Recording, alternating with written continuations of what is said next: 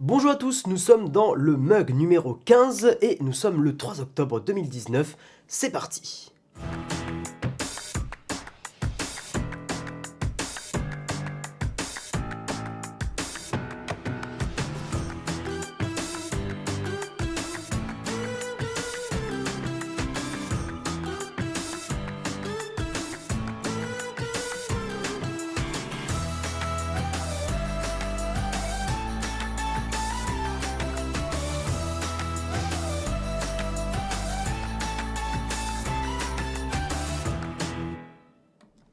Alors bonjour à tous, je suis très heureux de vous retrouver aujourd'hui. J'attaque ce mug en vous disant que j'ai une bonne grosse crève des familles et que je suis un peu fatigué à cause de ça parce que j'ai pas énormément dormi. Donc on va essayer de se chauffer, de se motiver, pump it up, hein, comme on dit, pour les petites news. Je vais vous préparer, enfin je vous ai préparé un petit kawa très très serré, très très corsé. Voilà, pour me réveiller. Alors peut-être que sur l'image, a priori ça va, j'ai pas l'air trop crevé, mais bon, il risque d'y avoir des reniflements, les mouchoirs sont prêts, enfin voilà, je suis vraiment en mode un peu la tête dans le cucu, hein, voilà, parce que vraiment, ouais, vraiment, j'ai vraiment la tête dans le coton, c'est terrible. Mais bon, en tout cas, je suis très heureux de vous retrouver pour ce mug numéro 15. Hier, Marion vous a parlé, parce que j'écoute hein, maintenant beaucoup plus qu'avant, parce que Texcope, j'écoutais pas tout le temps, et là, le mug, j'écoute à chaque fois. Je trouve que pour faire une autocritique, je trouve que la nouvelle formule pour écouter les petites news pendant 20 minutes, hein, vraiment autocritique de la propre émission, je trouve ça vraiment mieux et je me rends compte que c'est ce que je disais à Jérôme, je me surprends à beaucoup plus écouter justement ça sans voir l'image et juste les news au début, donc c'est plutôt cool. Et Marion, hier, vous avez parlé de la conférence Microsoft, mais évidemment, elle vous en avait parlé en avance de phase. Et bien là, aujourd'hui, voilà, Microsoft a fait sa conférence hier, sa conférence Surface à 16 h et on va en parler tout de suite dans le Kawa.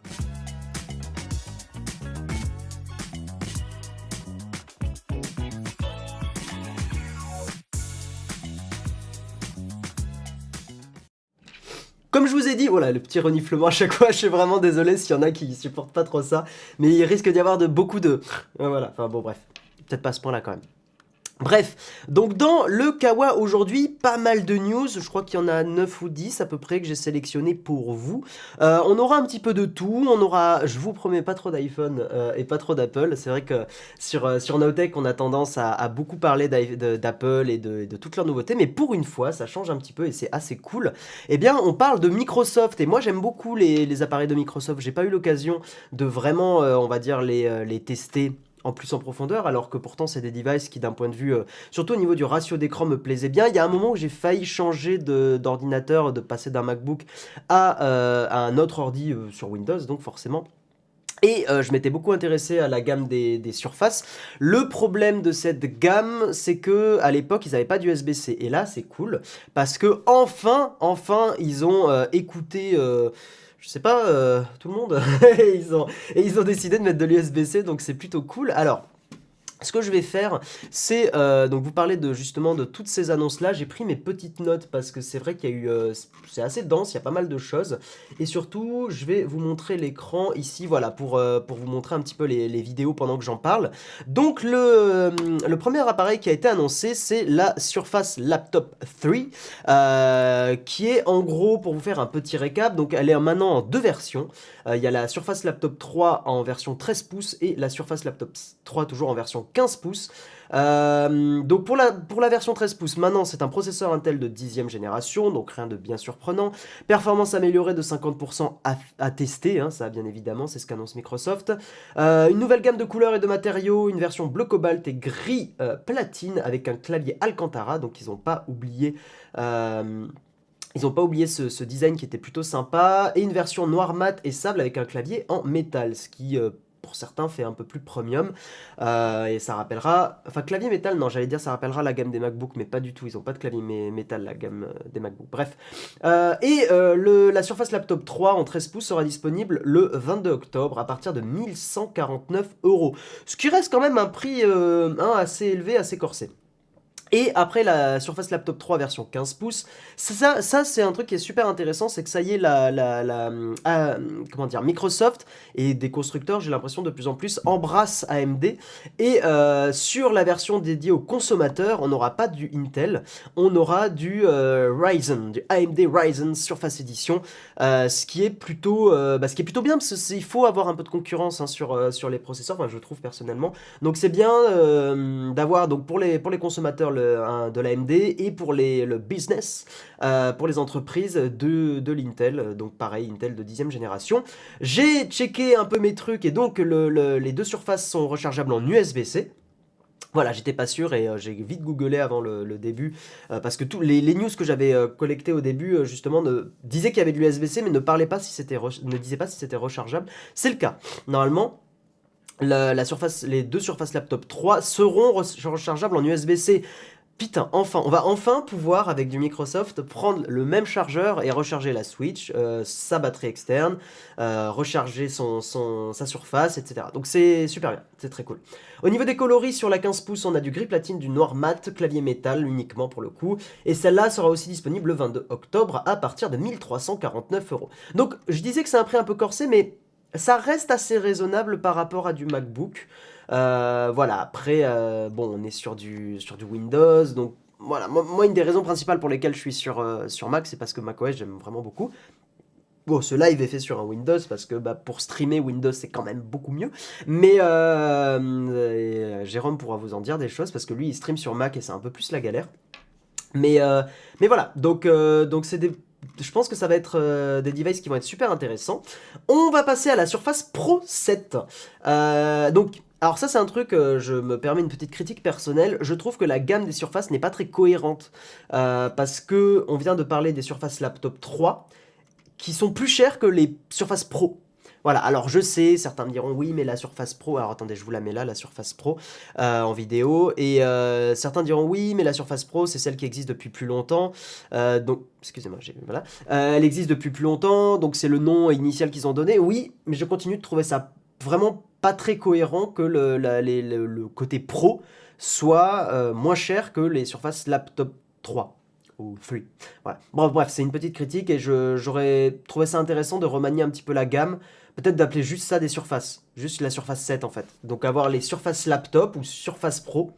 Mais ils voulaient pas rendre ça encore plus confus. Donc peut-être avoir Surface Laptop quelque chose et Surface tout court pour cette gamme-là. Parce que là, bon, ils disent, après ça reste un device qui peut être utilisé par des pros évidemment.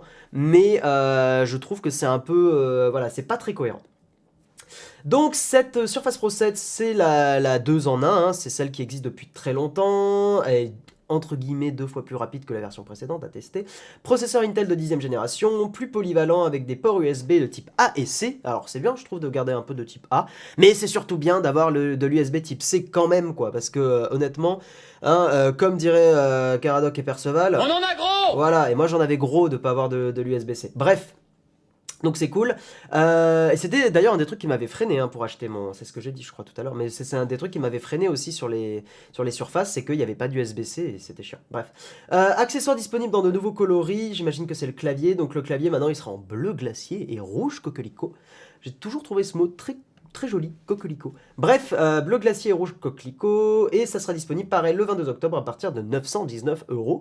Et alors bon, ça il faudra demander à Jérôme ou quoi, moi je sais pas, mais peut-être ça sera testé sur la chaîne Nowtech, je n'en sais rien.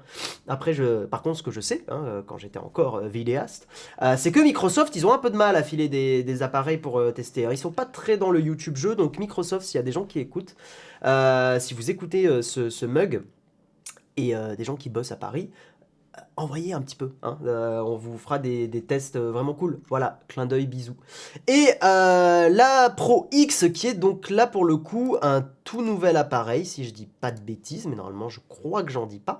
Donc c'est une surface 2 en 1, elle est super fine, super légère et super puissante parce qu'elle a une grosse particularité, désolé pour l'épilepsie hein, de la vidéo, elle a une grosse particularité, c'est qu'elle est avec un processeur ARM, c'est-à-dire un processeur qu'on peut retrouver sur des mobiles. C'est un processeur qui a été développé spécialement pour cet appareil, donc un peu à l'instar de ce que fait Apple. Et là, le processeur, c'est du Microsoft SQ1, conçu en partenariat avec Qualcomm et intégrant la 4G, ce qui est vachement bien. Je trouve que ça, c'est un truc qui manque de plus en plus aux appareils, aux ordinateurs portables, c'est vraiment la 4G.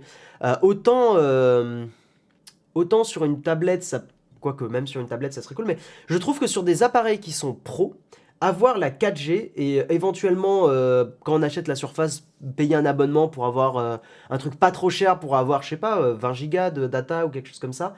Moi, je me verrais très bien acheter par exemple une Surface ou un MacBook et payer 5 ou 10 balles par mois pour avoir 50 gigas de data, un truc comme ça. Je trouve que ça serait vraiment, vraiment, vraiment cool. Voilà. Donc plus de 13 heures d'autonomie, forcément un processeur de smartphone ça a tendance à bien, bien augmenter l'autonomie. Un écran tactile de 13 pouces bord à bord, le plus large jamais conçu pour une Surface Pro, un nouveau stylet rechargeable, donc ça c'est plutôt sympatoche. Le coloris il n'y en a qu'un seul, c'est Normat, et ça sera aussi un appareil disponible en France le 19 novembre, donc presque un peu moins d'un mois plus tard, pardon, que la Surface Pro 7 et les deux Surface Laptop. Voilà. Et je sais pas si j'ai dit pour un prix de 1149 € la Surface Pro X. Les plus rageux d'entre nous diront que le nom ressemble beaucoup à ce que fait Apple, hein, le X. Bon, hein, après ça reste une lettre et un chiffre romain, donc on va pas non plus pinailler. Ils ont également, Microsoft, annoncé les Earbuds, donc c'est des écouteurs sans fil, désolé pour le son, des écouteurs sans fil entièrement tactiles. Voilà, ils permettent d'interagir avec la suite Office, Spotify, de passer des appels. Ok, bon, c'est vraiment un peu comme des AirPods. Réduction active du bruit, ça c'est vraiment intéressant. Donc bon, on verra après ce que ça donne. Évidemment, tout ça sont des annonces, hein, donc à tester. 24 heures d'autonomie, disponible début 2020. Donc à voir un petit peu ce que ça donne. Moi je suis personnellement pas très fan du design. Le boîtier de rechargement est très joli je trouve. Mais par contre le design en mode, je sais pas, enfin moi ça me plaît pas. Mais après, je disais la même chose des AirPods quand ils ont été annoncés. Donc, des fois, c'est juste, voilà, il faut juste un petit peu s'habituer à des appareils et au design, hein, ce qui est pas toujours, ce qui peut prendre du temps. Hein. Je vous rappelle vraiment quand les AirPods sont sortis, tout le monde se foutait de la gueule de ces trucs-là. Et 6 mois plus tard, c'était le truc, si tu l'as pas au lycée, tu crains. Vraiment, je caricature évidemment, mais c'est un peu ça. Donc, ils ont annoncé, comme je l'ai dit, Microsoft, les Surface Earbuds. Et maintenant, on va parler du futur. Le futur qui... alors, deux appareils assez, pour le coup, originaux, même si je suis un peu mitigé, mais c'est assez original. Ils ont annoncé, Microsoft, la Surface Neo, le nouvel appareil Surface à double écran pensé pour la productivité. Ce sont deux écrans de 9 pouces, donc c'est quand même pas mal du tout, qui s'ouvrent pour former un seul écran de 13 pouces. Voilà.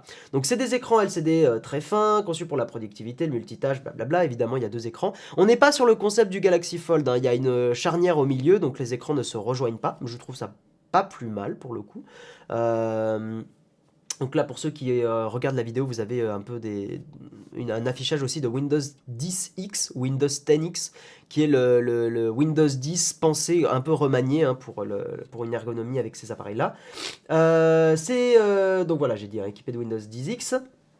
Et il y a, ça c'est un point assez original, il y a un clavier qui se replie sur, donc c'est un clavier physique, hein, qui se replie sur l'un des écrans ou bien s'aimante au dos. L'interface de l'écran va alors justement s'adapter à la position du clavier.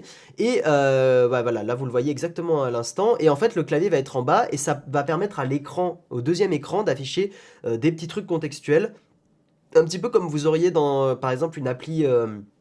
je sais pas, une appli de genre Facebook Messenger, où vous avez au-dessus du clavier des petites icônes pour envoyer des gifs, pour envoyer, je sais pas, des stickers, des choses comme ça. Et ben là, c'est un petit peu la même idée. Voilà. La Surface Neo donc sera disponible fin 2020 et ils ont donc annoncé la Surface Neo et ensuite il y a la Surface Duo qui est la petite sœur. C'est une surface, hein, donc je vais vous la montrer tout de suite. La Surface Duo, c'est vraiment ouais, la petite sœur, hop, j'enlève le son, qui est un peu le même concept, mais en gros, au lieu d'avoir des écrans de 9 pouces, deux écrans de 9 pouces, là, on a deux écrans de 5,6 pouces. Donc c'est vraiment une sorte d'iPad mini, version Microsoft, avec deux écrans, et un clavier physique qui s'aimante dessus. Je continue de trouver ce principe de clavier physique vraiment sympa. Pour ceux qui écoutent en audio, imaginez un petit peu un design genre de Nintendo 3DS, un petit peu plus grand. Voilà, ça ressemble beaucoup à une Nintendo 3DS, mais uniquement avec des grands écrans tactiles et sur lesquels on peut rajouter aussi un clavier physique qui s'aimante et qui prend une partie de l'écran. Et le processeur, ça sera du Intel Lakefield. Alors Lakefield, je sais pas pour le coup si c'est de l'ARM ou pas, je crois pas. Mais a priori, ce que disait Microsoft, on va en parler juste après de Windows 10X, pardon. Microsoft disait que son système d'exploitation serait... Alors attendez, hop, je vais remettre un petit peu ma caméra, bonjour. Le système d'exploitation, mais on va peut-être justement en parler maintenant. Donc on va passer à, j'allais dire la seconde news, mais en fait c'est un petit peu la suite logique. Microsoft a dévoilé Windows 10X, une version allégée et retravaillée pour faire face à iPadOS. Donc on est sur une news de Frandroid. Cette version de Windows 10, donc vraiment le point crucial à comprendre les gens, ce qui est vraiment important, c'est que c'est pas comme un Windows RT ou un Windows, c'est ce que disait Marion aussi hier, hein. On n'est pas du tout dans cet état d'esprit là, Microsoft refait pas les mêmes erreurs. On est sur une version de Windows 10 qui peut lancer des applications Win32 et tutti quanti. Mais en fait, c'est juste un petit peu ce qu'est iPadOS à iOS, c'est-à-dire une version retravaillée uniquement au niveau de l'ergonomie, mais pas au niveau du moteur, pas au niveau du fin fond et du tréfond du système d'exploitation. Donc je pense que c'est une très bonne chose à titre personnel. Et donc, ils ont dit que cette version de Windows 10, elle a été... Voilà, les travaux qui ont été faits sur HoloLens, Surface Hub, donc HoloLens je crois que c'est la réalité augmentée de Microsoft, hein, et la Xbox One, tout ce qui a été bossé là-dessus ont permis de faire Windows 10X. Les éléments graphiques ont été adaptés, donc maintenant l'idée c'est que le menu démarrer peut être un petit peu bidouillé, modifié, changer de place, voilà. Ils ont vraiment dit, on prend Windows 10, on arrête de faire la connerie d'enlever des applications compatibles, mais on remanie l'interface pour que tout soit mieux accessible avec le doigt, avec le touch. Donc en fait ça pourrait limite ressembler un petit peu à ce qu'a été Windows 8, mais sans brider les utilisateurs desktop, donc ceux qui utilisent leur système en version bureau normale, quoi. Donc voilà, à voir ce que ça va donner. Ah oui, alors si, point très important, très intéressant, quand un processeur ARM, donc un processeur de smartphone, lancera Windows 10X, en gros, Windows 10X sera assez intelligent pour ne pas charger les sous-systèmes, enfin en gros les composants système qui permettraient de lancer des applications Windows 32 à l'ancienne. Ce qui est pas mal, ça veut dire que d'un point de vue batterie, si vous lancez que des applis qui viennent du Windows Store ou si vous lancez juste votre navigateur web ou des choses comme ça, vous n'allez pas cramer trop de batterie. Par contre, quand vous lancerez du Windows 32, je pense qu'il doit y avoir un système d'émulation qu'ils ont dû développer pour arriver à émuler le Windows 32. Bon, je passe les détails techniques, mais en gros... je pense qu'ils ont dû faire une tambouille pour que voilà, tout soit compatible, mais quand on n'en a pas besoin, on ne le charge pas, parce que Windows 32, c'est assez certain que c'est beaucoup plus lourd que des applications juste pour smartphone et ARM, hein, ce qui est plutôt logique. Voilà. Donc c'est bien, Microsoft apprend un petit peu de ses erreurs, et c'est plutôt cool. Et alors j'ai complètement oublié de le dire, mais les Microsoft Surface Duo et Neo seront sur Android, hein. C'est vrai que je ne l'ai pas dit, il n'y a pas du tout de Windows Phone ou de trucs comme ça. Voilà. Voilà, je crois avoir fait le tour des annonces de Microsoft, c'était assez velu, il y avait pas mal de trucs. Donc comme je l'ai dit, Marion, hier, vous avez justement un petit peu parlé de tout ça en avant-première, mais voilà, là, c'est la confirmation de tout ce qui a été annoncé, et si vous avez des questions sur tout ça, j'ai lu quelques articles, donc si vous avez des questions, après, je n'ai pas la science infuse, mais n'hésitez pas à les garder pour les cornfax à la fin de l'émission. On va parler maintenant de Google qui va lancer une application dictaphone. C'est truc étonnant, je croyais qu'il y en avait une sur Android. Moi, comme j'ai pas les applis Google, c'est vrai que j'ai pas fait attention. Mais Google va lancer une application dictaphone qui est déjà d'ailleurs récupérable en APK, hein. Si vous googlez, vous chopez des articles, vous pouvez déjà l'installer. Par contre, ça ne marche qu'en anglais. Et ce dictaphone va être un dictaphone avec de l'IA de Google évidemment, qui retranscrit en texte vos enregistrements. Le principe est vraiment cool. En gros, bon, bah, c'est du dictaphone, hein. Vous avez je sais pas, vous êtes en conférence ou vous êtes en réunion et vous lancez le dictaphone, mais l'idée c'est que tout ce que vous allez dire va être retranscrit en texte. S'il y a des événements par exemple comme des applaudissements, comme alors attendez, je l'ai dans l'article, des applaudissements, de la musique ou des rires, ça va aussi s'enregistrer sur l'application, ce qui est vachement impressionnant. Et en gros, vous pourrez lancer une recherche intelligente, par exemple dire donne-moi tous les enregistrements où il y a eu des applaudissements. Et a priori, l'appli dictaphone sera capable de vous le faire. Voilà, donc c'est plutôt impressionnant. Alors, excusez-moi, c'est vrai que je lis pas trop le chat parce que j'essaie vraiment de faire les news assez... voilà. Mais Guillaume FR il pose une question intéressante. L'appli Dictaphone est-elle déjà dispo sur le Play Store? A priori, non, elle n'est pas encore dispo sur le Play Store. Mais voilà, donc là, très prochainement, elle devrait l'être. Et j'imagine bientôt compatible aussi en français. Pour l'instant, vous pouvez tester le truc en anglais, mais je trouve que c'est assez génial, parce que voilà, même si, bon, vous le savez, Google collecte des trucs et moi, j'aime pas trop, mais je continue de, voilà, d'être assez émerveillé par ce qu'on peut faire aujourd'hui avec de l'IA, avec de l'analyse audio. C'est pas étonnant que Google soit capable de faire ça, parce qu'en même temps, ils ont tellement de Google Home à travers le monde et d'enregistrement audio, de retranscription, que évidemment, ils ont la puissance nécessaire pour faire tout ça. Donc c'est cool, voilà, et vous aurez bientôt ça si vous avez les applis Google sur votre smartphone, si vous avez de l'Android, c'est plutôt sympa. Il est fortement probable d'ailleurs que cette appli puisse être compatible avec iOS aussi, hein, c'est pas du tout exclu. Parlons maintenant, passons à la news suivante, de Libra. Donc Libra, petit récap, la première fois que j'en ai entendu parler, c'était dans le rendez-vous tech de Patrick Béja, et justement je crois que Jérôme était invité ou pas? Peut-être Jérôme était invité, je sais plus. Mais j'en avais entendu parler dans le rendez-vous tech de Patrick Béja, on fait des gros bisous d'ailleurs à Patrick Béja, et donc il parlait un petit peu de cette crypto-monnaie de Facebook, hein, pour ceux qui n'ont pas trop suivi. En gros, Facebook a dit, on crée une sorte de fondation qui s'appelle Libra, j'imagine tout court aussi, et on lance une crypto-monnaie basée sur la blockchain, donc a priori c'est quelque chose de fiable.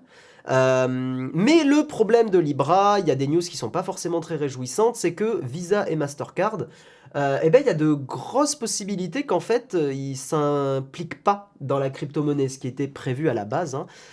Donc voilà désormais plusieurs mois que la Libra a été présentée au reste du monde. Donc c'est une association, excusez-moi, pas une fondation. Donc c'est Facebook qui a lancé ça, ce qui bon, peut susciter des craintes. On a vu Cambridge Analytica, moi c'est vrai qu'une crypto de Facebook, voilà, ça me rassurerait pas trop. Alors que la Libra compte des partenaires de taille, quand je lis Libra, j'ai l'impression de parler d'Ibra TV, c'est terrible. Alors que la Libra compte des partenaires de taille pour la soutenir, Visa et Mastercard devraient ne pas être de la partie. Donc c'est le Wall Street Journal qui a fait un article, et c'est une source anonyme qui aurait confié aux médias américains que Visa, Mastercard et d'autres financiers stratégiques pourraient reconsidérer leur implication dans le projet de lancement de cette crypto-monnaie gérée par la Libra Association. Voilà, et puis Bloomberg aurait aussi indiqué que deux autres partenaires seraient hésitants, et ces deux autres partenaires, c'est PayPal et Stripe. Donc pourquoi tous ces partenaires potentiellement se retirent, c'est pas très étonnant. C'est du conflit pas forcément du conflit d'intérêt, le terme serait pas exact, mais d'un point de vue financier, avoir une crypto-monnaie qu'on puisse faire des paiements, par exemple, sans passer par le système de PayPal, ça se comprend que ça puisse leur faire peur. Pareil pour des banques, hein, qui n'ont pas forcément envie que les gens n'utilisent plus l'argent dans les banques, et donc leurs services, mais utilisent une crypto-monnaie. Donc moi, ça m'étonne pas. Déjà, j'étais très étonné au début que des grosses banques et des grosses entreprises comme ça puissent s'associer à Libra. Donc voilà, ça m'étonne pas du tout. Et par contre, c'est pas très rassurant pour le futur de Libra. Par contre, en revanche, je continue d'être un peu déçu par le fait que voilà, on est en 2019 et bientôt 2020 et on n'a toujours pas vraiment adopté une crypto-monnaie. On est en retard, je trouve, parce que la crypto pourrait apporter beaucoup, je trouve. Et en termes de vie privée aussi, pas mal. Alors certains diront que oui, mais il y a des malfrats qui utilisent le Bitcoin pour, voilà, etc. Mais encore une fois, voilà, moi, vous le savez, j'ai une position très pro vie privée et je considère que tous les achats que vous faites et toutes les choses comme ça ne devraient pas être tracés. Hein, le principe de tracer tous les achats de carte bleue, de machin, moi, me gêne personnellement. Pourquoi? Par exemple, ça a pu arriver, je crois que c'est arrivé aux États-Unis, à vérifier, prendre avec des pincettes, bien évidemment, mais des gens qui peuvent acheter, par exemple, qui font du jardinage et qui achètent certains produits qui sont les mêmes que utilisés pour de la fabrication de bombes, eh ben, peuvent recevoir la visite de la police en mode bonjour, machin et tout, et être suspectés et être placés sur des listes, genre fichiers S et des choses comme ça. Alors que ce sont des gens complètement innocents, et encore une fois, on squeeze le juge, et qui est censé justement établir l'équilibre et éviter ce genre de menaces ou d'inquiétudes. Enfin voilà, bon, c'est à détailler. De toute façon, je vous l'ai dit, je vous promets une tartine sur l'importance de la vie privée et mes arguments à moi, et j'essaierai aussi de poser le contre, hein. Pourquoi? Parce qu'on peut totalement aussi avoir des arguments intéressants sur pourquoi la vie privée, non, c'est une connerie et tout le monde devrait révéler sa vie personnelle à l'État et tout ça. Et il y a des arguments qui sont pas forcément bêtes du tout. Le fameux on n'a rien à cacher. peut-être débattu et peut-être intéressant aussi. Mais on en reparlera. Donc voilà, Libra, les news ne sont pas terribles. Je vais essayer d'accélérer parce qu'il est déjà 25. C'est vrai que j'ai passé beaucoup de temps sur les annonces de Microsoft. Android va bientôt vous demander de choisir un moteur de recherche par défaut. Alors, vous avez dû suivre le truc, vu que vous suivez le mug avec assiduité. En juillet 2018, la Commission européenne a infligé une amende record de 4,34 milliards d'euros à Google, lui reprochant notamment un abus de position dominante concernant les moteurs de recherche sur les smartphones Android. La firme américaine a donc dû revoir sa copie. Et maintenant, donc c'est quelque chose qui va être uniquement en Europe. Mais à partir enfin, très bientôt, les gens qui seront sur Android, vous aurez le choix du moteur de recherche. Alors je ne sais pas si ça sera sur Chrome ou sur Android avec la petite barre de recherche, où là, donc, quand vous cliquerez pour la première fois, vous choisirez. Le problème de cette annonce, c'est qu'en gros, les moteurs de recherche proposés vont être ceux qui sont les plus offrants. Donc c'est un peu à la fois bien et c'est vraiment mi-figue mi-raisin quoi. Parce qu'en gros, ceux qui paieront le plus seront affichés dans le choix. Donc pour l'instant, ça serait Google, Yahoo, Quant et Ecosia. Voilà, qui pourraient être les 4 possibilités quand ça arrivera.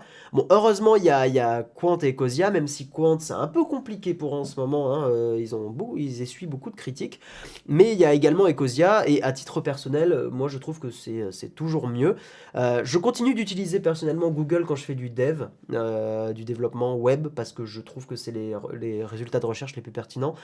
Mais quand j'ai pas besoin de ça, j'utilise plutôt soit StartPage, qui est un proxy Google anonymisé, soit... merde, c'est pas Ecosia, c'est un autre. J'ai un trou de mémoire, mais c'est pas grave. Donc voilà, bon bref, mais en tout cas c'est une très bonne chose de moins de proposer un peu de choix et de montrer que Google c'est pas la seule solution. Je trouve que c'est très bien. Aux États-Unis, une news un peu marrante, mais qui montre aussi les dangers de mal sécuriser des appareils. Aux États-Unis, un panneau publicitaire un panneau publicitaire a été piraté pour diffuser un film pornographique. En gros, ce sont 2 personnes qui se sont introduits dans une salle de contrôle, la salle de contrôle de l'écran géant. Donc il faut imaginer, c'est un écran géant sur la droite d'une autoroute. Voilà, bon, ce que je trouve absolument débile. Bon, on est aux États-Unis et malheureusement, apparemment, c'est le cas là-bas, mais au bord des routes, peut y avoir des panneaux publicitaires. Ça se trouve, il y en a en France. Pourquoi je dis ça? Non, il y en a en France aussi. Mais je trouve ce truc complètement stupide parce que ça peut totalement déconcentrer quand on conduit. Hein, c'est pas du tout. Donc, oui, non, mais je dis une connerie. C'est pas du tout qu'aux États-Unis. Je crois en avoir déjà vu en voiture. Mais voilà, il y a des panneaux publicitaires. Et le panneau publicitaire a été hacké pour y diffuser justement un film pornographique. Donc bon, au-delà du fait que c'est un film pornographique, que c'est emmerdant si des enfants sont tombés dessus, évidemment, je trouve que faire des trucs un peu choc comme ça, c'est pas mal pour montrer aux gens que ouais, la sécurité des appareils comme ça, c'est important. Voilà, et comme le dit une citation dans l'article, hein, beaucoup de personnes ne se rendent pas compte que leur système peut être une cible. Et justement, l'article donne plusieurs exemples. Bon, là, on va passer rapidement parce qu'il est déjà 8h28. Mais voilà, à Bruxelles en 2015, il y a une personne qui avait affiché des images parodiques et une photo de seins sur un écran géant. Donc, je trouve que ces news sont... Enfin, pour moi, ces gens-là sont un peu des activistes, dans le sens où ils montrent que voilà, les systèmes sont pas protégés et qu'on peut y diffuser au calme un film pornographique. Donc voilà, je trouve que ce genre de petites actions choc, ça fait pas trop de mal aux gens. Bon, vraiment, encore une fois, si on met de côté le fait que des enfants aient pu tomber sur ces images-là, ça c'est vraiment condamnable, bien sûr, mais au-delà de ça, des fois, il faut secouer un peu les trucs pour que ça bouge, quoi. Donc je trouve que c'est bien. Voilà.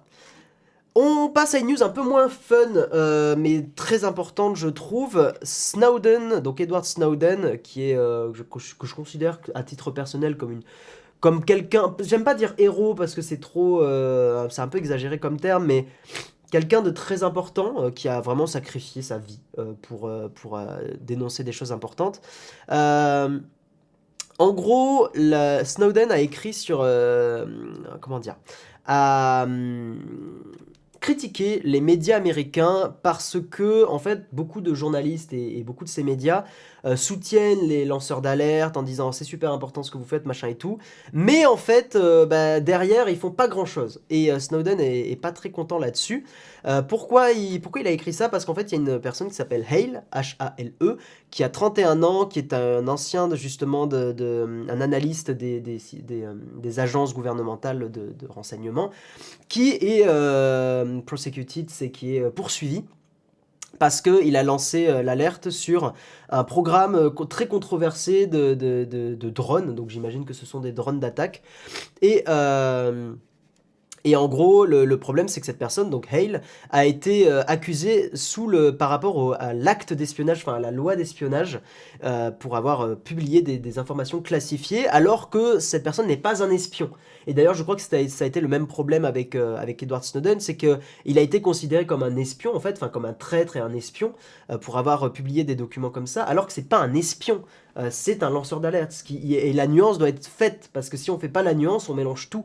Et ces personnes-là, les lanceurs d'alerte, voilà, ne sont pas des espions. S'ils révèlent ça à un journaliste américain, ils révèlent pas ça à des gouvernements étrangers. Alors, évidemment, in fine, ces informations-là peuvent se retrouver dans les mains et se retrouvent dans les mains des gouvernements étrangers, mais le but premier n'est pas ça. Le but premier est de dire attention, le gouvernement américain et les autres gouvernements, parce que c'est pas que eux, font des saloperies. Voilà, et font des trucs souvent horribles, hein. On se rappellera par exemple de la guerre en Irak où voilà, ils avaient dit qu'il y avait des armes de destruction massive, il n'y en avait pas. Et s'il y avait eu un lanceur d'alerte à l'époque, et je pense qu'il y en a eu, mais j'ai pas suivi, mais j'imagine que s'il y avait eu plusieurs lanceurs d'alerte qui avaient dit bah non, il n'y a pas d'armes de destruction massive, voilà, bah on va pas dire que ce sont des espions. S'ils révèlent des trucs qui prouvent ça, enfin voilà, bon, je pense que vous comprenez un petit peu mon point de vue là-dessus. Mais en tout cas, bah voilà, Snowden qui est pas très content, le pauvre Snowden qui a vraiment... Ça doit pas être évident d'être Snowden, je pense. À la fois, ça doit être satisfaisant sur le point que t'as fait quelque chose d'utile, mais à la fois, je pense que c'est très très dur parce que voilà, ouais, c'est quelqu'un qui doit énormément souffrir, je pense. Passons à une news moins sérieuse, plus sapelesque. Il y a une rumeur dans la... Enfin, comment dire? Il y a une petite icône qui est apparue, donc on passe à une prochaine news, hein, à une nouvelle news. Il y a une petite icône qui est apparue dans la bêta d'iOS 13.2 qui indiquerait que il y a une version 3 des AirPods avec de l'annulation de bruit, hein, de noise cancellation, de la réduction de bruit, pardon. Et donc cette icône, je vais vous la montrer tout de suite pour les petits curieux. Voilà, donc cette icône ressemble à ça. Alors moi, ce qui m'embête un peu, c'est que... Bon, de toute façon, j'utilise plus d'AirPods, mais ce qui m'embête un petit peu, c'est qu'on est sur un format intra-auriculaire. Et moi, c'est quelque chose qui me plaît à titre personnel. Moi, il y avait déjà eu un leak... donc il disait last month, donc le mois dernier, il y a eu un leak sur des AirPods. Et effectivement, au niveau du design, si on regarde un petit peu à quoi il ressemble, eh ben ça ressemble pas mal à cette icône-là. Donc il serait de plus en plus probable que les prochaines versions d'AirPods aient de la réduction de bruit, donc active, j'imagine, pas juste physique, et qu'on ait...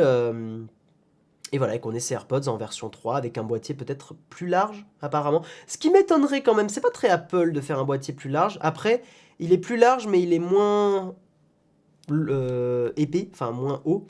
Donc bon, à voir un petit peu ce que ça donne, mais tuc. Et apparemment, le mode donc d'écoute, le mode de réduction de bruit s'appellerait le Focus Mode. Voilà. Donc à voir ce que ça donne. On passe à une news toujours un peu Apple avec l'iPhone 11, la fonction Deep Fusion qui est disponible en version bêta. Donc si vous êtes un aventurier et que vous avez les versions bêta de vos iPhones, vous pouvez tester dès à présent la Deep Fusion, qui est une fonction, je vais remettre ma caméra, hop, qui est une fonction qui combine plusieurs photos différentes prises avant et après avoir appuyé sur le déclencheur, et ce qui va améliorer considérablement les performances de l'appareil. Donc à tester, pour l'instant c'est juste, voilà, c'est en bêta, vous pouvez aller le tester, et d'ailleurs si des gens sur Twitter, le Twitter de Nowtech peuvent faire des premiers retours des aventuriers, eh ben on serait très curieux de savoir ce que ça donne, parce que moi je continue de vraiment suivre, même si j'ai plus d'iPhone, je continue de suivre un petit peu toutes les améliorations photos, parce que je trouve ça super intéressant. Voilà. Et on termine avec une news, et là, enfin, bordel, enfin, hein, comme dirait Comme dirait non, j'ai rien de... J'ai pas comment dire, de bruit sympa. Si, enfin! Oui, Ça c'est beau, ça c'est beau. Voilà, ça c'est beau, parce que enfin sur Instagram, il y a une option pour restreindre, en fait, pour rendre muets les gens qui harcèlent. C'était vraiment, pour moi c'est un des principaux problèmes des réseaux sociaux, c'est que il n'y a pas forcément d'option bien faite pour... Enfin, si sur Twitter ça va, mais en gros, sur Instagram, il n'y avait pas d'option pour masquer une personne qui avait tendance à poster des messages et surtout la masquer à son insu. C'est ça qui est très important. Je trouve que c'est une des méthodes les plus efficaces pour le harcèlement. En gros, vous cliquez sur un profil, vous avez ça sur YouTube. Et sur YouTube, ça c'est plutôt cool. Quoi qu'il y a, oui, il y a ça sur YouTube, on peut masquer, que je dise pas de conneries, je crois. Voilà. Et donc sur Instagram, il va y avoir cette fonctionnalité-là. Le principe, c'est que vous avez une personne qui est un relou ou une relou. Vous cliquez sur son profil et vous faites restreindre. Et cette personne, en fait, quand elle va poster des commentaires sur votre profil ou vous envoyer des messages, en fait, elle va avoir l'impression que ça fonctionne, mais vous les verrez pas. Et je trouve que c'est une très bonne chose. Et vos abonnés, a priori, ne les verront pas. Voilà. Donc comment ça marche? Alors bon, l'image est toute petite. Je vais essayer de vous zoomer un petit peu. Si ça va, l'image, si je zoome, ça va, on le voit. Donc en gros, ça ressemblera à ça. Vous aurez une personne qui dit la divk, you are a stupid loser, hate you. Donc vous pouvez restreindre cette personne. Voilà, et ils disent ça vous protège des interactions non voulues. Uniquement vous et DivDix pourrez voir les nouveaux commentaires et vous verront pas quand vous serez en ligne.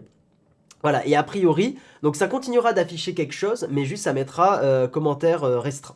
Bon, moi je trouve que ça devrait plus rien afficher du tout, a priori, je trouve que ça serait une meilleure solution. Mais donc les abonnés ne verront plus la chose et enfin moi je trouve que c'était vraiment voilà, nécessaire.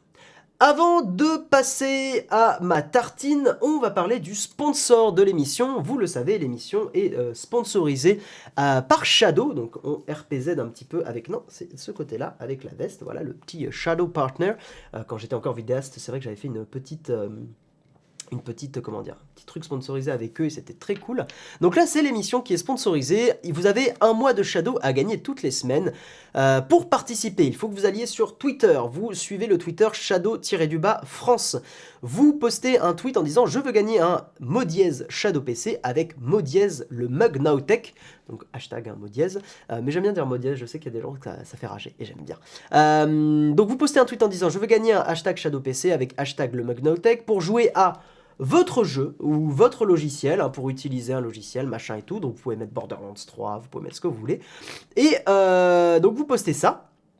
Et le vendredi, donc demain, Jérôme annoncera le gagnant de la semaine.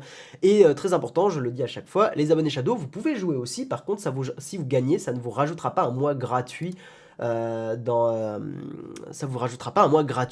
Shadow. Voilà, mais ça vous permet de partager ce code à quelqu'un d'autre et de permettre à quelqu'un de tester tout ça. Et maintenant, on va passer à ma tartine. C'est parti.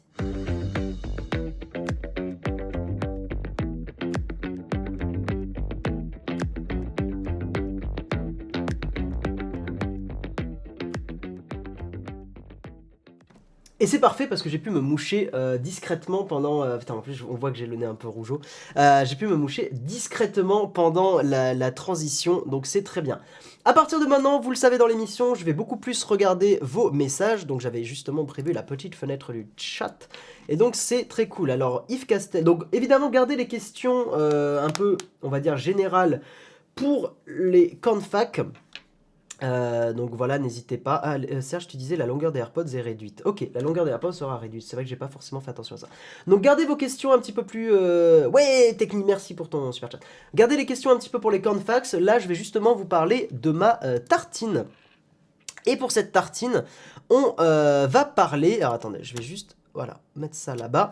Et pour ma tartine, on va parler de 10 chaînes YouTube. J'avais envie de pas faire trop de vie privée, parce que c'est vrai que les précédentes émissions, les précédents mugs, j'avais beaucoup parlé de ça et tout.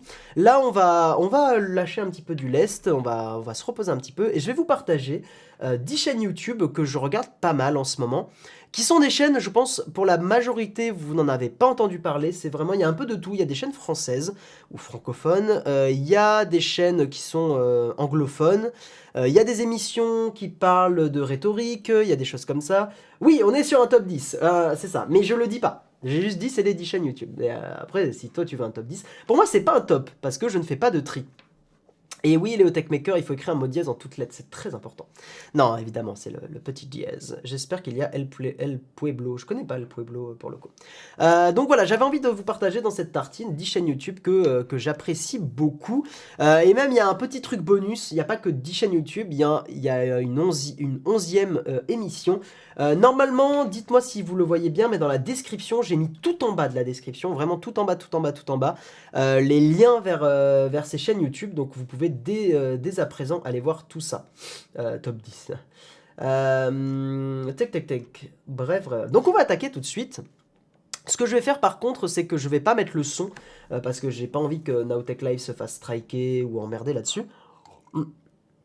On va mettre juste la vidéo et on va commencer avec une première chaîne que j'aime vraiment beaucoup. Alors normalement, ouais, vous entendez pas le son. De toute façon, vous entendez pas le son, donc je suis pas... Voilà, il n'y aura pas trop de soucis de copyright. Donc la première chaîne que j'avais envie de vous partager, en fait c'est pas vraiment une chaîne, mais c'est plus une émission sur une chaîne. Et donc je vais vous mettre, voilà ça. C'est Click TV. Click TV. Donc c'est Click, c'est une émission de Canal+ à la base. Et moi je me suis surpris à regarder beaucoup la chronique de Clément Viktorovitch. Bon, là, on est teinté un petit peu, c'est un peu politique, hein, on va pas se mentir. Mais je trouve que c'est super intéressant parce que il parle de rhétorique. Il y a deux youtubeurs dont je vais vous parler qui parlent de rhétorique. C'est vrai que c'est quelque chose qui, moi, me plaît beaucoup en ce moment. Et en gros, c'est une émission où donc Clément Viktorovitch, qui est un professeur de rhétorique à l'université, va analyser c'est pas les mots de langage, c'est les façons de parler des politiques, mais pas que, pour essayer de déceler un petit peu les techniques de langage et souvent les petites arnaques mentales, dans le sens où quand il y a trop d'hyperbole ou quand il y a trop d'anaphores, quand il y a trop de choses comme ça, trop de façons de parler qui ont tendance à noyer le poisson, et bien justement Clément Viktorovitch va décortiquer tout ça, et moi je trouve ça super intéressant. Donc comme je vous l'ai dit, d'un point de vue politique, bon, Click TV, on est quand même, voilà, très teinté un petit peu à gauche, on va pas se mentir, mais en général, il essaie quand même de prendre des gens qui sont déjà au gouvernement, donc c'est La République En Marche. Des fois, il va prendre des gens qui sont du FN, des fois, il va prendre des gens de gauche, donc c'est assez varié. Et voilà, donc je vous invite vraiment à aller voir cette chronique. Moi, je trouve ça super intéressant. Ça dure pas longtemps. Il y a 15 épisodes pour le moment. Et voilà, alors après, évidemment, on a le droit de pas du tout être d'accord avec ce que dit Clément Viktorovitch, mais honnêtement, moi, je trouve ça super intéressant. Et voilà, on peut pas lui nier qu'il y a au moins un minimum de travail pour analyser les éléments de langage. Voilà, putain, c'est le mot que je cherchais. Donc, les sophismes, les éléments de langage, tout à fait. Quand tu regardes des chaînes de zététique, après tu sais que 99% des politiques on utilise au quotidien. Exactement, Vaya. Et c'est un truc qui est un peu fatigant justement, c'est qu'en fait, avec ces émissions-là, c'est vrai, t'as raison, hein, Vaya, c'est qu'on se rend compte que les hommes et les femmes politiques utilisent des éléments de langage tout le temps et beaucoup de sophismes. Celui qui l'analyse à un certain moment, Clément Viktorovitch, c'est la pente glissante, qui je trouve est un sophisme super intéressant. Le principe de la pente glissante, il y a un exemple avec Sarkozy, c'est que, en gros, pour condamner quelque chose, on va prendre un exemple qui pourrait se passer éventuellement dans le futur, mais qui s'est pas encore passé. En gros, il y avait cet exemple avec les paquets de cigarettes qui sont devenus neutres.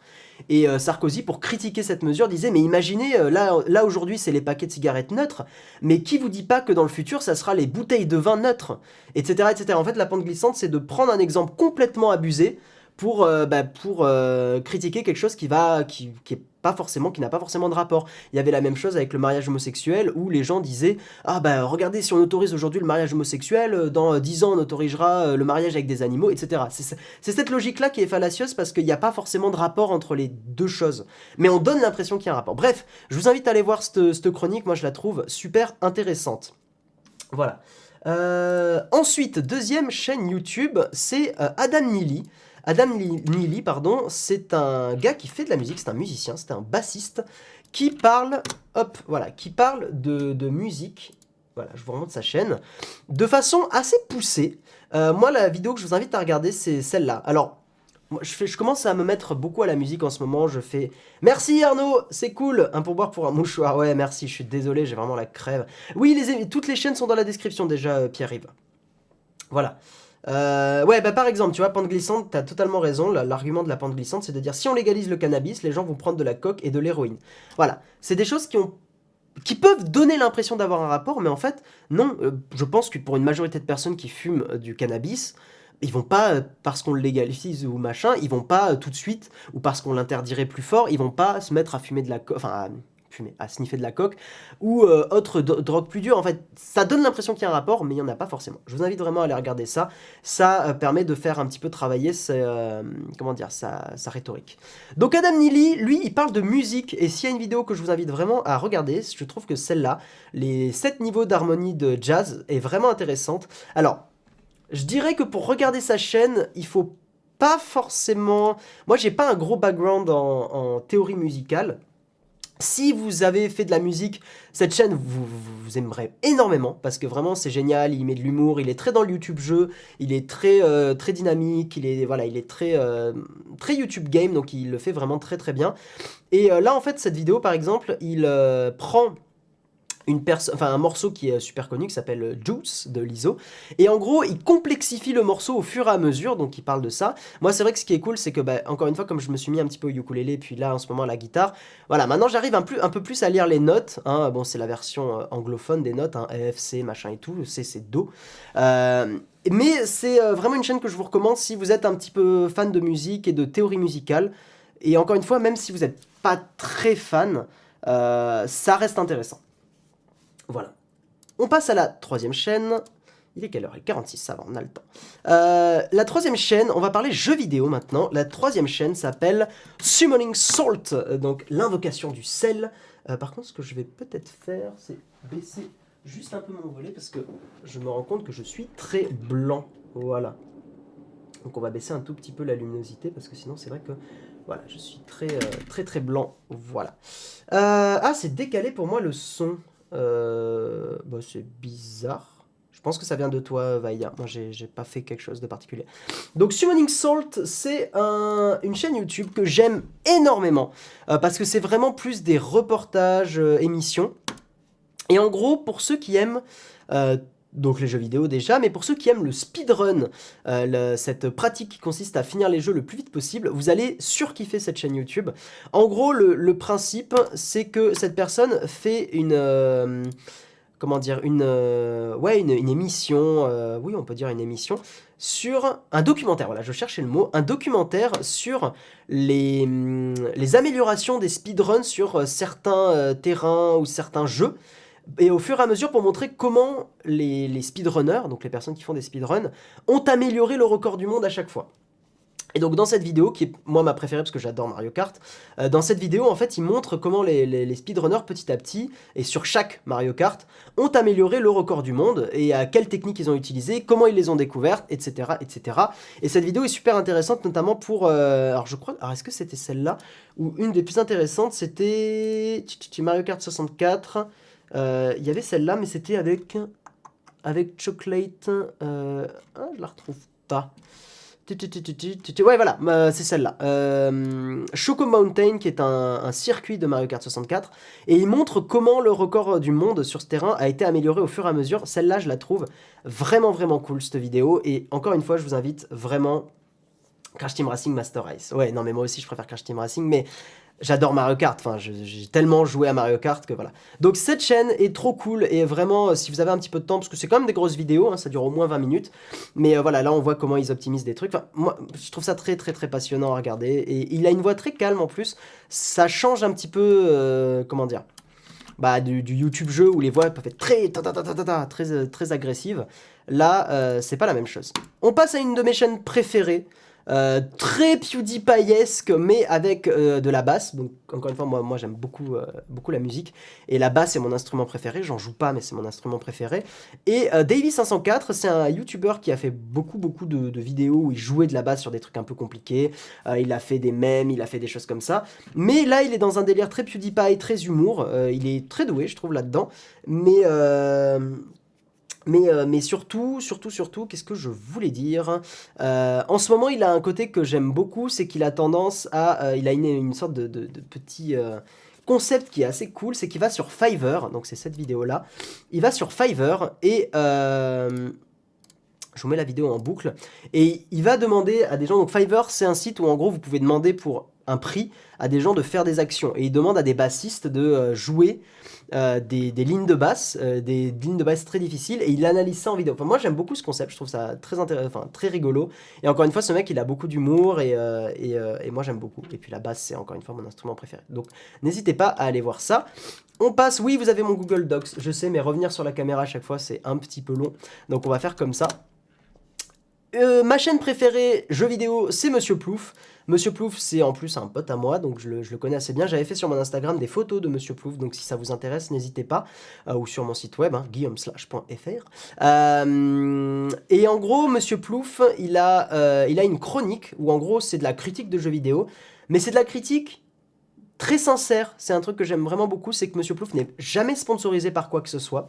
Il n'a jamais fait une seule vidéo sponsorisée, il est vraiment en mode full indépendance avec son Tipeee, et il a fait par exemple une de mes vidéos préférées, c'est sa chronique justement sur Link's Awakening, que je vous invite vraiment à regarder. En plus, il a fait une petite collab avec un YouTuber que j'aime beaucoup qui s'appelle Chiniz, qui fait de l'humour noir. Monsieur Plouf, il a un design très simpliste, mais je trouve que c'est pas mal parce que ça permet à la fois d'ajouter une petite touche d'humour, parce qu'il y a toujours des petites choses cachées dans ses, comment dire, dans ses vidéos, et ça permet aussi de se concentrer sur le propos. Donc, encore une fois, Monsieur Plouf, c'est vachement cool. N'hésitez pas à aller voir. Moi, je sais que quand j'avais découvert sa chaîne, j'avais refait toutes les chroniques d'un coup, quasiment. Parce que vraiment, j'ai beaucoup aimé. Une chaîne qui parle de santé avec un point de vue très éclairé, ça s'appelle Primum non nocere, qui est une devise... Non, je veux pas comme ça. Non! Ah, ça a tout mis en pagaille. Non, c'est bon. Non. Oui, si, comme ça, voilà. Donc, primum non nocere, qui veut dire la règle la plus importante, c'est de ne pas nuire. Enfin, le plus important, c'est de ne pas nuire. C'est une devise de médecin. En fait, il parle, voilà, comment dire, quand il y a des idées reçues, il va aller débunker tout ça, il va aller en parler. Je trouve qu'il fait vraiment des vidéos très intéressantes et très sérieuses surtout. Il parle de maladies, par exemple la rubéole, les oreillons et tout ça. Et il en parle de façon sérieuse, mais avec un... Voilà, il est assez dynamique. Et ça reste très sérieux comme chaîne, c'est pas très humour, c'est pas très humoristique, mais voilà, moi j'aime beaucoup cette chaîne et je vous invite à aller la voir si vous ne connaissiez pas. Et il répond aussi à quelques petites questions peut-être auxquelles vous n'aviez pas la réponse. Pourquoi on est essoufflé, le VIH versus le sida, quelle est la différence, etc. etc. On passe à The Consoles, donc là c'est une chaîne musicale. C'est pas vraiment une chaîne qu'on va aller regarder comme ça, mais ils sont sur Spotify et sur iTunes, Apple Music et tout ça. Et en gros, ils font des reprises de musique de jeux vidéo. Et c'est vachement cool. Alors je peux pas malheureusement vous mettre un thème là parce que j'ai encore une fois pas envie que Nowtech Live se fasse striker et voilà. Mais allez sur leur chaîne et regardez un petit peu si vous avez des musiques de jeux vidéo que vous aimez bien. Il y a 90% de chances qu'il y ait une reprise qu'ils aient fait. C'est très jazzy, c'est très chill, très relax. Et encore une fois, ils sont sur Spotify, ils sont sur Apple Music, sur... Amazon Music, j'en sais rien, mais sur Deezer peut-être. Voilà. Mais moi, c'est un groupe que j'aime beaucoup. Et voilà. Continuons sur de la rhétorique avec Victor Ferry, qui est une petite chaîne qui s'est fait connaître assez récemment. Je l'ai eu dans mes recommandations. Et c'est vrai qu'il a bien explosé récemment, Victor Ferry. Donc, alors pour le coup, je sais pas s'il est professeur. Non, pour le coup, il est juste, je pense que c'est juste peut-être un chercheur, je ne sais pas. Mais en gros, il parle de rhétorique et il a un peu la même analyse que... donc là, par exemple, il parlait de Mélenchon et du fait que... qu'après la campagne présidentielle, ça a été un peu compliqué pour lui. Donc il analyse un petit peu tout ça, il analyse pas mal de personnalités politiques, en essayant pareil de décrypter les éléments de langage, de décrypter un petit peu, et surtout de parler un petit peu de leur rhétorique, de la communication. Et c'est un peu dans la même veine que Clément Viktorovitch, mais sur un format un peu différent, souvent un peu plus long, parce que là, voilà, la vidéo dure plus de 10 minutes, Clément Viktorovitch, ça dure plus 3-4 minutes, quoi. Donc voilà, pareil, c'est une chaîne, je la trouve très intéressante, n'hésitez pas à aller voir. Le meilleur youtubeur musique, c'est PV Nova. Moi, j'accroche pas trop à PV Nova, tu vois. Je suis pas très très fan. Une chaîne très peu connue, mais très bien, ça s'appelle Calmos. Et Calmos parle de comédie française, donc c'est assez original au final. Calmos a notamment fait des vidéos sur des films français très très connus, hein, ou sur des acteurs très connus. Donc par exemple Gérard Depardieu, Louis de Funès. Il a fait une vidéo sur la Cité de la Peur.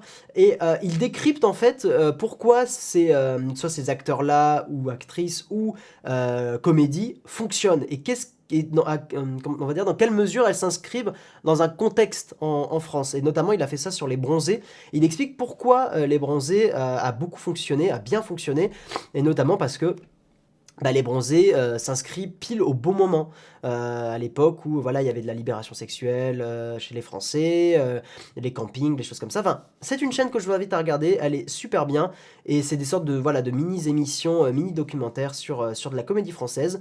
Et en plus, il y a un parti pris graphique que j'aime beaucoup, donc c'est très sympa. Et on va terminer avec mon podcast préféré que j'écoute, mais des heures et des heures et des heures depuis cet été, que j'aime vraiment, vraiment beaucoup, c'est 2 heures de perdu, qui est une émission qui est en podcast sur iTunes, Spotify, etc. Et en gros, c'est une émission où c'est en général à peu près 5 chroniqueurs. Le principal s'appelle Antoine, il y a Antoine, Julie, Sarah, Michael et Greg, je crois. Voilà, en général, c'est les 5 principaux. Et en gros, il regarde un film avant l'émission et il le décrypte, il le critique. Mais c'est très drôle, vraiment c'est très très drôle. Il y a un très très bon feeling sur le plateau d'enregistrement. C'est très bon enfant. Je vais remettre ma caméra, je viens de penser que j'ai pas ma caméra. C'est très bon enfant, c'est leurs émissions notamment sur les Harry Potter, moi me font pleurer de rire. Donc je vous invite vraiment à aller écouter 2 heures de perdu quand vous avez 2 heures à perdre. Eh bien, vous ne les perdrez plus avec ce podcast que voilà, moi j'aime beaucoup. Et donc on a fait le tour de ma tartine. J'espère que vous aurez découvert des chaînes et des émissions intéressantes. J'ai essayé de vraiment mettre des trucs pas trop connus, hein, histoire de vous faire découvrir des trucs. Et on va passer maintenant au Corn Fuck.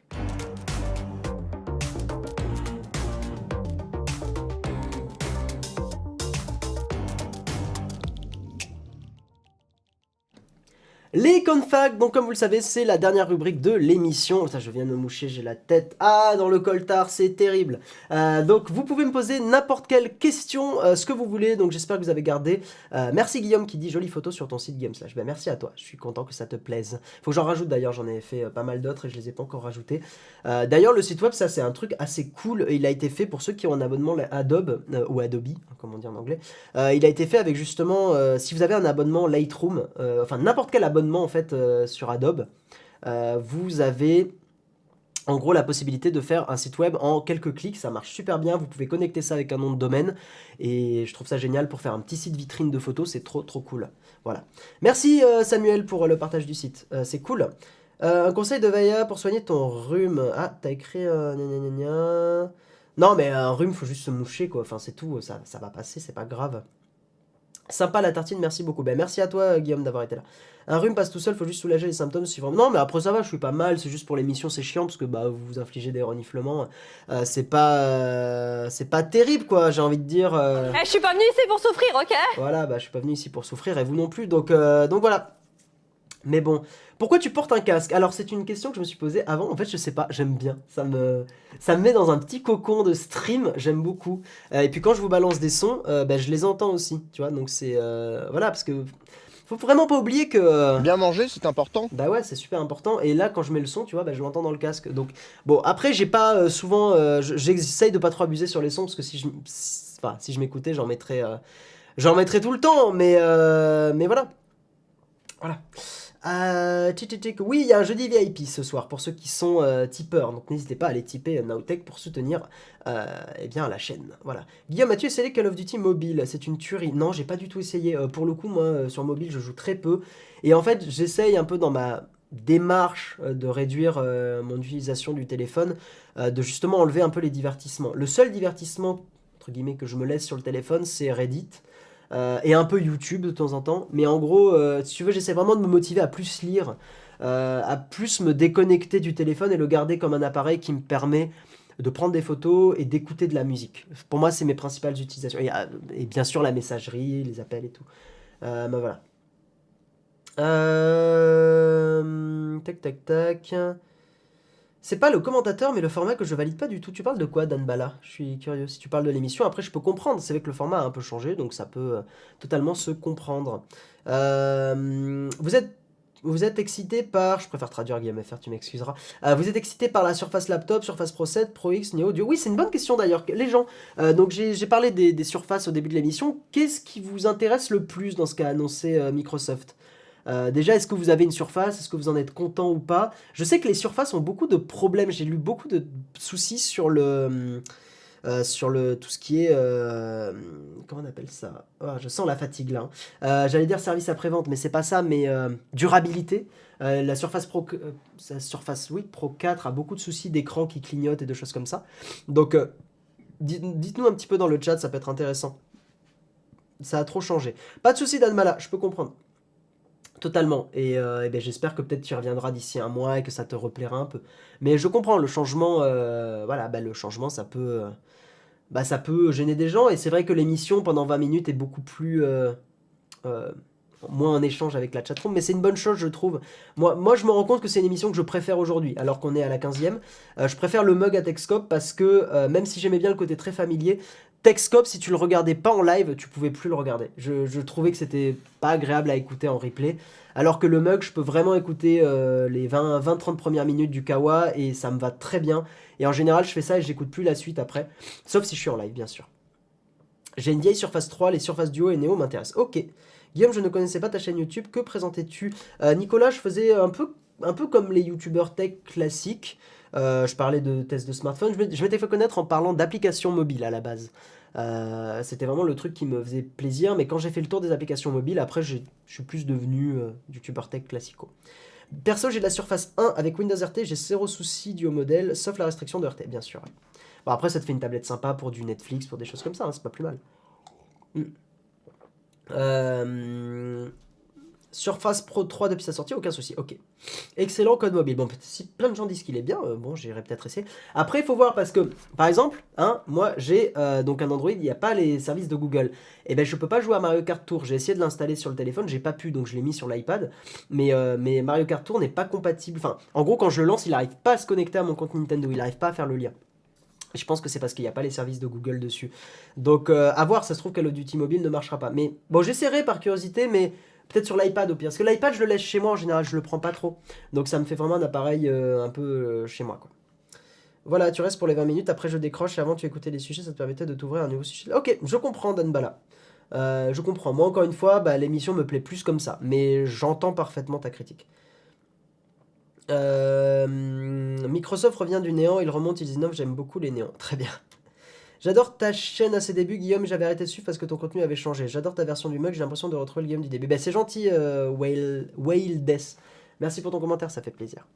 Tac, tac, tac. Bon, on va pas tarder à arrêter, parce que je vois qu'il n'y a pas forcément trop de questions. J'adore les animations. Eh ben, merci à toi, Dan Bala. Et merci d'avoir exprimé ton opinion de façon sympa. Et calme, parce que bah voilà, il y a des gens qui peuvent être un petit peu plus agressifs avec le changement, donc merci à toi de l'avoir exposé de façon sympathique. Parce qu'encore une fois, chez Nowtech, on est totalement ouvert à la critique, bien, enfin même, on l'encourage. Juste par contre, ce qu'on n'encourage pas, c'est les insultes, les agressions, et la critique violente. Voilà. Mais ce qui est normal, hein, c'est humain. J'imagine que vous baladez dans la rue, vous n'avez pas envie d'avoir une personne qui vous dit « Ah, tu t'es mal coiffé aujourd'hui !» Voilà, c'est le même genre d'idée. Donc on est comme ça. J'avais décroché à Techscope et j'adhère à 3000%. Eh bien, merci Olivier pour ton retour. Ton framework web préféré, Vue.js, sans aucune hésitation. Voilà. Bon, et bien les gens, je vous fais des gros bisous. On va s'arrêter là. Hein. Je pense qu'on a... Je regarde un petit peu si j'ai pas un petit son à vous mettre. Non, je vais juste vous rappeler que... Bien manger, c'est important. Voilà, bien manger, c'est important. Et donc, bah, je vais vous faire de gros bisous. Hein. J'espère que ce mug numéro 15 vous aura plu. Moi, c'était toujours un plaisir de le faire. Hein, voilà. Les lives, j'adore ça. Si on enlève le rhume et si on enlève la fatigue, eh ben, c'était très cool et j'étais très content de vous avoir. Je vous le rappelle, vous pouvez soutenir la chaîne Nowtech principale en tipant. C'est le meilleur moyen de soutenir parce que ça permet en fait d'avoir une somme fixe tous les mois et Jérôme peut faire c'est con, mais faire du prévisionnel là-dessus, c'est quand même beaucoup mieux que des dons ponctuels. Mais on vous remercie aussi pour vos dons ponctuels, ça aide beaucoup la chaîne. Tous ces dons-là servent à payer les salaires, donc à payer votre humble serviteur, mais aussi à payer Karina et Hugo. Et toutes les personnes qui travaillent sur la chaîne, en fait, il n'y a pas que nous trois. Donc voilà. Donc écoutez, je vous fais de gros bisous. Et puis ce jeudi-là à 18h, je crois, si je dis pas de conneries, vous pourrez retrouver le jeudi VIP. Donc, et si vous êtes un tipeur VIP, vous pourrez justement voir, j'imagine que ça sera Jérôme en live. Donc c'est des lives beaucoup plus intimistes où vous pourrez poser des questions de façon beaucoup plus proche. Et comme ça, si vous avez des interrogations et que vous voulez une réponse, vous pouvez le demander à Jérôme. Et voilà, et j'imagine par exemple des conseils caméra, des choses comme ça. C'est ce genre de live est fait pour ça. Voilà. J'espère, Jérôme, que j'ai pas dit de bêtises. Au pire, sinon, tu m'enverras un SMS virulent. Non, je déconne. Bon, allez, des bisous. Oui, c'est bien 18h. Voilà.